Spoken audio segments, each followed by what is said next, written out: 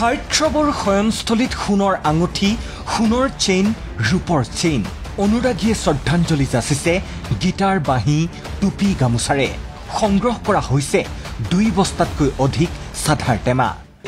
গামোচাৰ লগত আমি টুপি পাইছোঁ, বাঁহী পাইছোঁ, লগত আমি গীটাৰ পাইছোঁ, সোণৰ আংঠি পাইছোঁ, আমি সোণৰ চেন পাইছোঁ, ৰূপৰ খাৰু পাইছোঁ, ৰূপৰ চেন পাইছোঁ।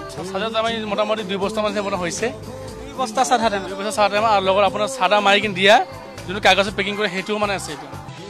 মই ভাগৰা নাই, জীৱন হেৰুৱা নাই বুলি কৈ সোণাপুৰৰ আকাশত সেই সুৰীয়া গানটো শেষ হৈ যোৱা আজি 26 দিন পাৰ হ'ল। কিন্তু আজিও অসমীয়াই বিশ্বাস কৰিব পৰা নাই সেই নিদাৰুণ বাস্তৱক। খেতা খেতেলিত মূৰ থৈ আঙুলিৰ মূৰত কোনে গণিব আৰু কিমান বাকী অনুৰাগীৰ চকুৰ পানী। জুবিন ক্ষেত্ৰত চিতাৰ কাষত অবিৰত চলি আছে নাম প্ৰসংগ।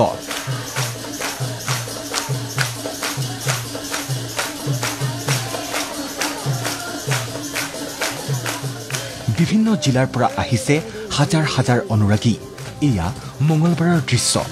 নাম প্ৰসংগৰ সমানে সমানে জুবিন ক্ষেত্ৰত অনুৰাগীয়ে গুণগুণাইছে গানৰ ভগৱানৰ সেই যুগজয়ী সৃষ্টি মায়াবিনী।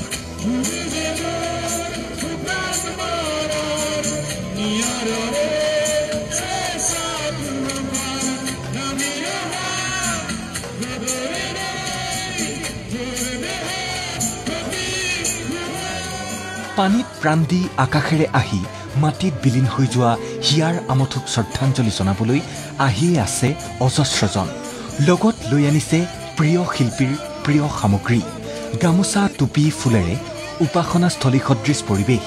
কাৰণ কাৰোবাৰ বাবে তেওঁ যদি আছিল দাদা, কাৰোবাৰ বাবে হাৰ্ট্ৰব, আন কাৰোবাৰ বাবে ভগৱান। সোণাপুৰৰ স্থানীয় মহিলা আৰক্ষীয়ে বিশৃংখল নহ'বলৈ এইদৰেই জাপিছে গামোচাসমূহ।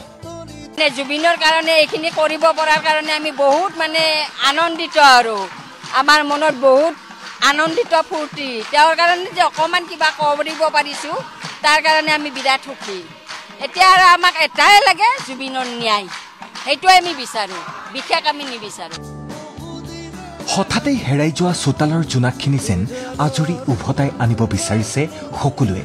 হাতত লাখুটি লৈ হেঁপাহৰ শিল্পীগৰাকীক শেষবাৰৰ বাবে চাবলৈ আহি দুগৰাকী অশীতিপৰ আইতাই ক'লে, ভকতক দেখি সন্তুষ্ট পাইছোঁ আৰু এইখিনিয়ে আনন্দ। তেওঁ যে আমাৰ বুকৰ আমঠু আছিল নহয়, গুচি গ'ল।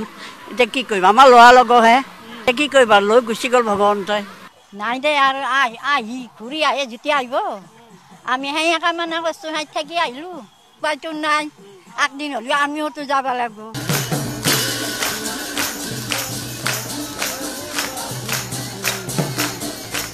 নাম প্ৰসংগ ভাগৱত পাঠেৰে হাৰ্ট্ৰবৰ চিতাৰ কাষত অগণিত অনুৰাগী।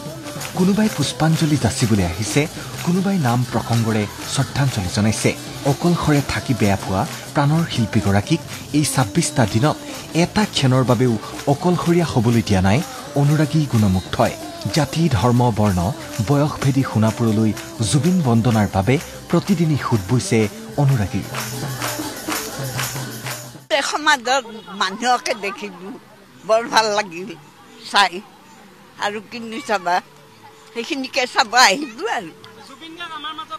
নাই, তেওঁ গ'ল এৰি থৈ, তাকে আমি আৰু ফটোখন চাব আহিছোঁ আৰু।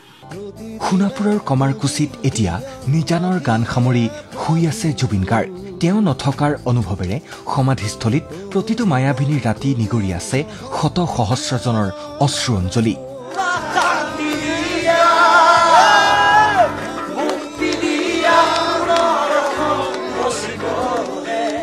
ভিডিঅ' জাৰ্নেলিষ্ট হিতেশ ডেকাৰ সৈতে মুছফিক হুছেইনৰ ৰিপৰ্ট, ND24।